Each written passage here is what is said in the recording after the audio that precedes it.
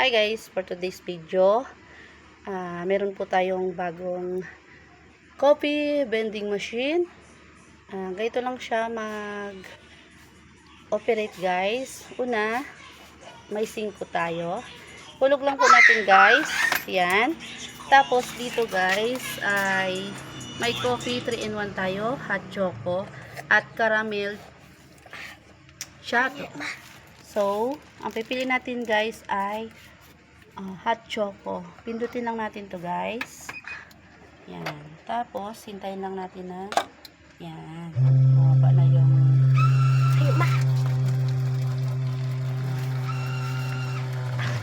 so, ganyan lang siya kadali guys. Yan.